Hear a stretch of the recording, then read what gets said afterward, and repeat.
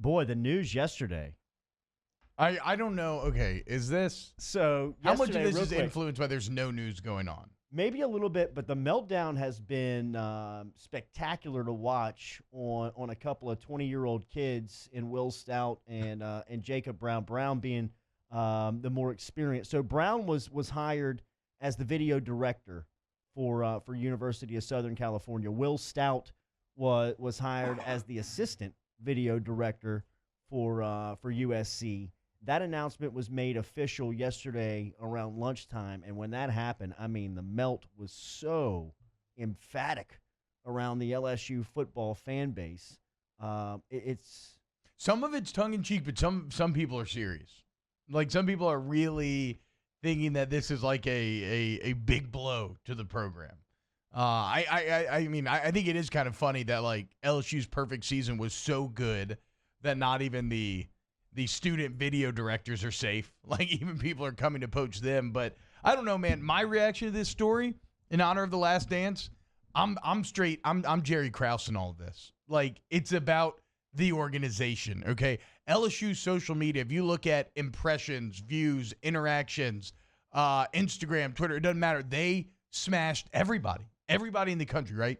And a lot of that was because of the quality work of Stout and everybody else and Turnquist and other guys. But, Jordy, to me, the main factor in all of that is the commitment to doing that work, right? It's the commitment to the resources, to finding talented people, giving them a lot of, giving them a budget to work with, giving them a lot of free reign to work with, like Turnquist with the tracking shot behind Burrow on senior night. Like there was... It's about kind of the organization. No, this is important. We are committed to it. I think that's what led to the success.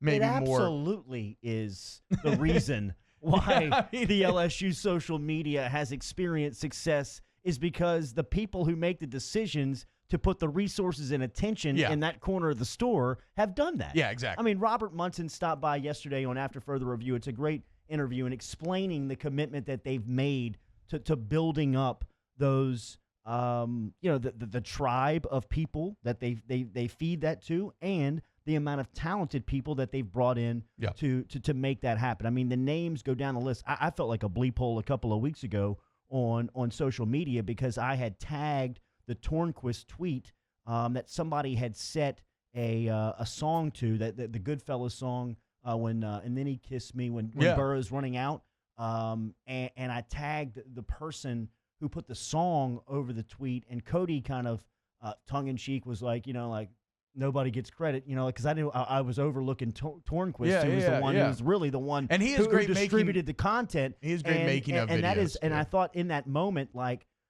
we have forgotten about so many people behind the scenes that make this happen, the hype video happen. I think Panamsky stopped by here a couple of weeks ago when they were receiving an award for some of the postseason, for some of the hype videos that they had published, and he kind of went through the process of how that goes on. He's responsible of getting the music and the narrator.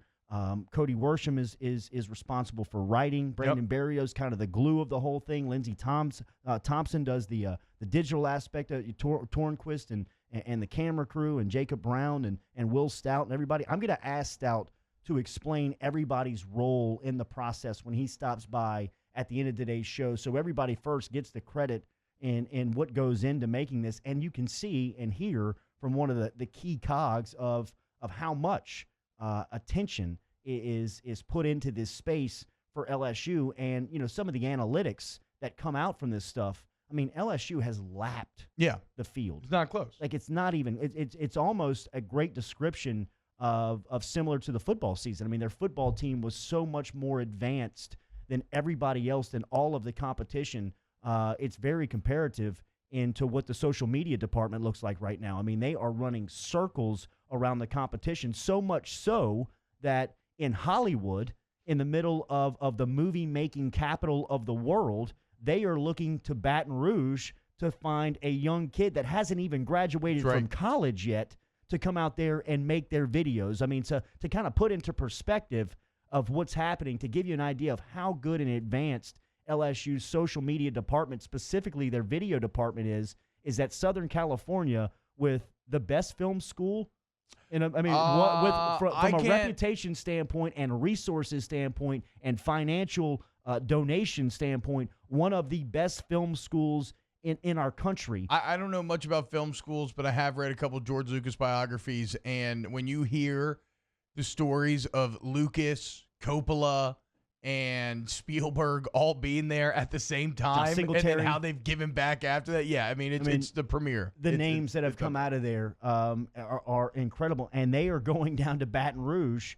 to pluck a student out of the video department that hasn't even graduated yet. Yeah, and let me be clear. I'm not saying that you're going to even get someone of Will Stout's talent level, because I think, like Jordy's alluding to here, to have that level of interest and that level of attraction and this reaction speaks to how talented he is, how good those videos were.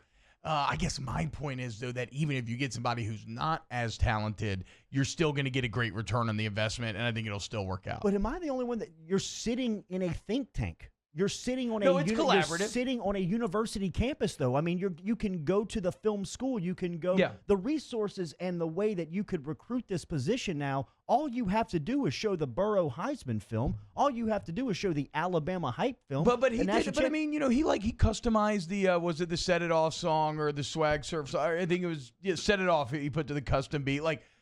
He did things that I think probably brought it to another level.